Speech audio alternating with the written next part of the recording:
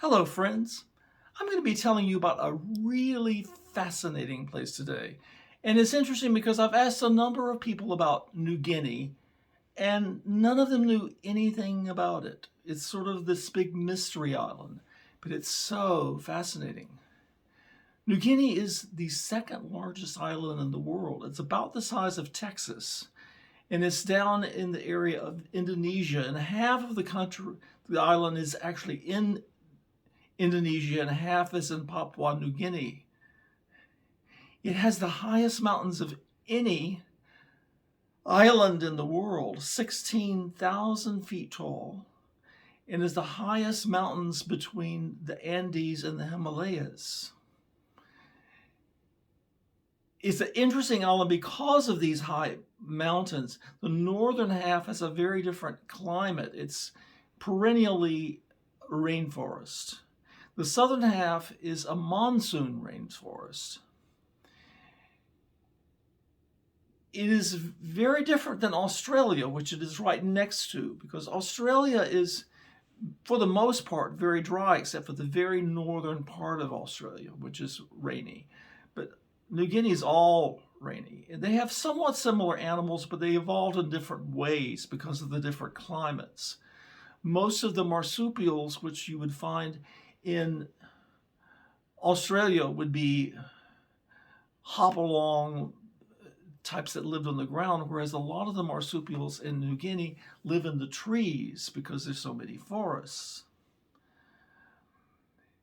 One of the interesting and scary things about New Guinea is that its capital city, Port Moresby, is perhaps the most dangerous city in the world.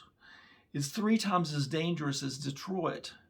It's one of the reasons why I would have no desire to ever go to New Guinea. But it's real interesting to read about and to find out about, because primarily the nature there is so interesting. And actually the human history is interesting. The Central Cordillera Mountains that I was telling you about have the only glaciers on any island in the tropics in the world. This is really amazing. And because of the mountain dominated geography of New Guinea, it affected the way that people migrated there. Human migration into New Guinea was very interesting because they're basically the same people that went into Australia 50,000 years ago, but they evolved in their culture and everything so different. In Australia, pretty much is very homogenous throughout the whole island, whereas in New Guinea, these people 50,000 years ago went up into these separate valleys because it was so rich and so full of life and so giving, they didn't have to go anywhere else. They just stayed in those valleys for 50,000 years, and so genetically they're very diverse. It's the most diverse population of humans in the world there. And it also has 10% of human languages there, because there are over 500 languages that have evolved because of the separation of the islands. The only interaction that they really ever did with their neighbors was to eat them. There was, up until probably the 1930s, the predominant tribes of New Guinea were cannibals. Isn't that lovely? One of the very interesting sagas of New Guinea happened because Nelson Rockefeller, who was one of the richest men in the world back in the early part of the 20th century, wanted his son Michael to go into the family business of money, money, money, more money. But Michael wasn't interested in that. Because his father was so interested in art, he got interested in art and Aboriginal art, and he wanted to go collect it. And so he went to New Guinea, and he spent quite a bit of time there collecting pieces for the Museum of Natural History in New York. And then he disappeared, and they couldn't find him. And his father spent $500,000 in the the early part of the 20th century, which was a lot of money back then, trying to find his son. And it was making front page news all over the world because this was the son of one of the richest men in the world. They finally, after quite some time, located him. You've heard of oysters, Rockefeller, the oyster dish, but they had Rockefeller soup was made out of him. The cannibals got a hold of him. New Guinea has 5% of the land mass of the world. So it's not that significant, but 7% of all the biodiversity in the world is found there. They have trees up to 250 feet tall. They have lots of odd animals that you'd never find anywhere else, like the echidna. Now, they also have echidnas in Australia, but they have different forms in New Guinea, and they are really odd animals that are almost as closely related to reptiles as they are to mammals. They lay eggs. They do have milk, but they don't have any teats. They just exude milk in sort of a fold. Doesn't that sound just really nice and yummy? They are also interesting because their body temperature is lower by quite a good degree than you would find in other mammals. And when it lowers down as low as 78 degrees, which is really quite cool, they fall asleep. And they have they have a little thing on their tail that part of the time it's used to impregnate the female, part of the time it's used as a poisonous barb to kill off other males. It's kind of an all-purpose doohickey what's-it on his tail. The waters around New Guinea are the most biodiverse in the world. And they also have the largest crocodiles in the world, the sea crocodiles that are there, which can get up to over 20 feet long. I don't think I'd want to go swimming in those waters. They have a really odd bird called the cassowary, which is considered the most dangerous bird in the world. And it looks like a dinosaur, really.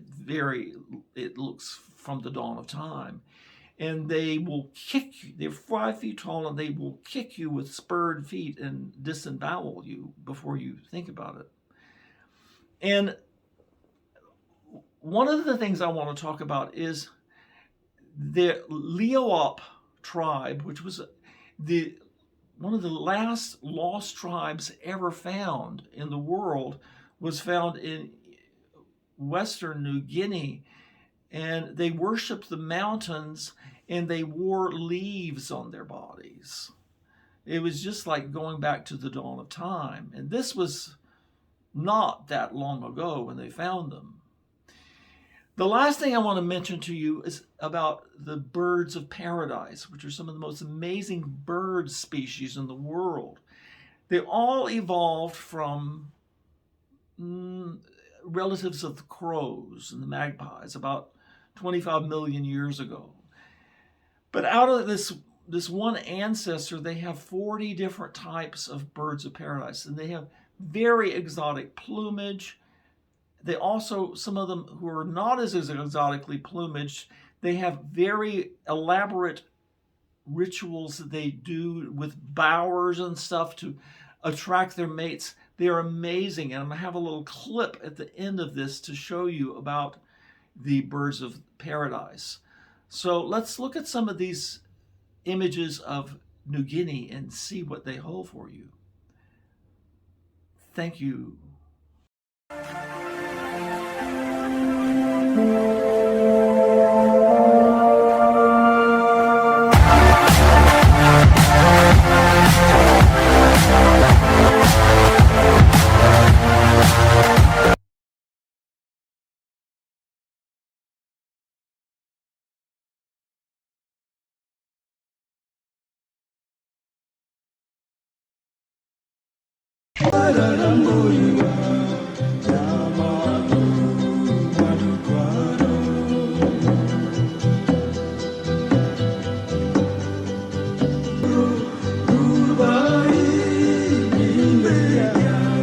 Aquarico.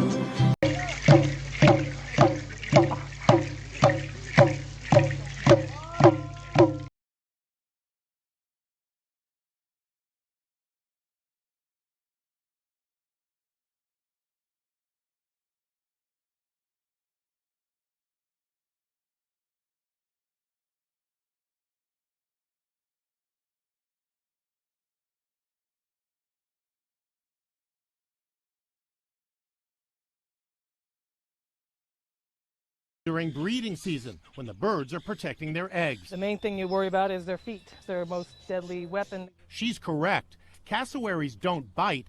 They use their claws, which can grow 4 inches long. This guy uses a thick shield to protect himself during an attack. It's more like running at you and kicking you and jumping at you with those feet, and like a velociraptor. They're gonna...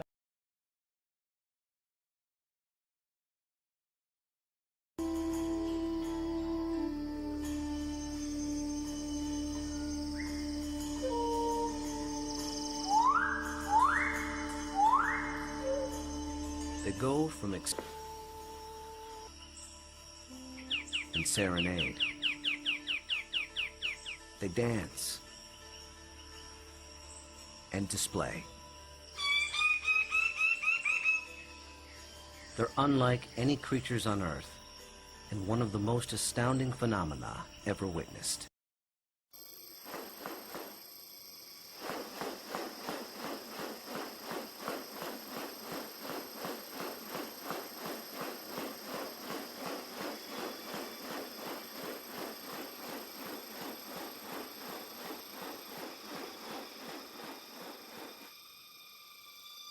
The birds' plumes and ornaments play. And what exactly are they doing? For me, it still always goes back to the original driving question, and that's, how did it happen? How did the birds of paradise come to be? Witness diverse strategies of evolution at work and experience one of nature's most extraordinary hidden wonders up close. A world where beauty and behavior are intertwined. A spectacle not possible any other place on Earth.